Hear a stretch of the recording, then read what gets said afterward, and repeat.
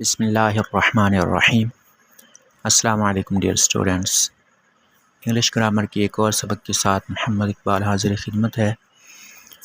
آج کا ہمارا سبق فیوچر انڈیفینٹ ٹینس سے متعلق ہے، یعنی فعل مستقبل سے متعلق اور فعل مستقبل مطلق۔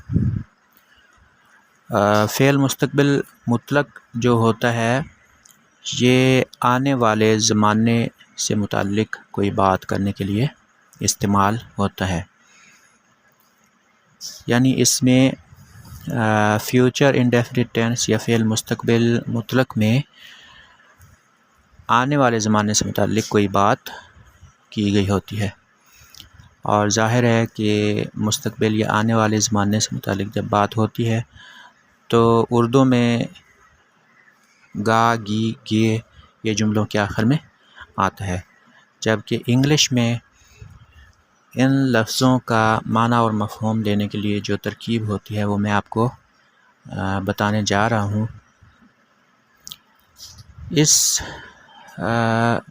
ٹینس کے جملوں میں ول یا شیل کے بعد ورب کی پہلی فارم استعمال ہوتی ہے، اور اس کے بعد جو ہے آبجیکٹ لگتا ہے، یعنی مفعول لگتا ہے۔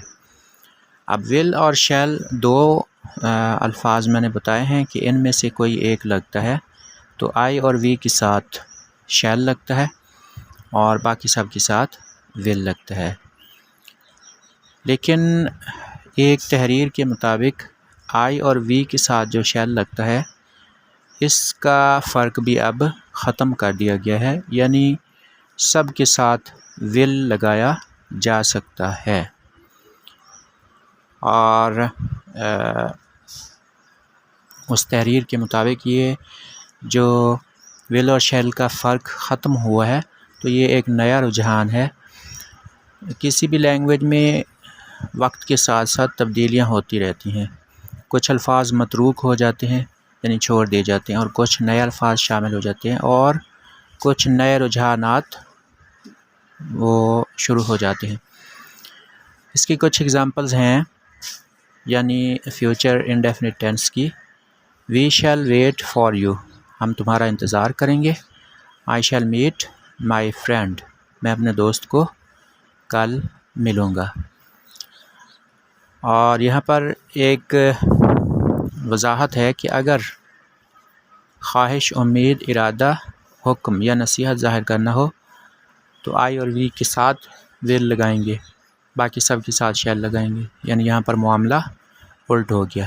پہلے بتایا گیا کہ آئی وی کے ساتھ شیل لگے گا، باقی کے ساتھ ول، لیکن اس صورت میں یہ معاملہ الٹ ہو گیا۔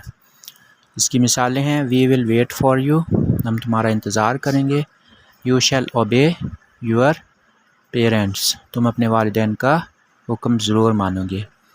اب اسی کو اگر منفی بنانا ہو تو ول اور شیل کے ساتھ ناٹ لگا دیں گے،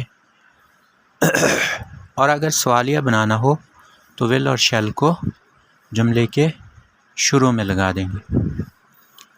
تو یہ تو تھا آج کا ہمارا سبق، اگلے سبق تک کے لیے اللہ حافظ۔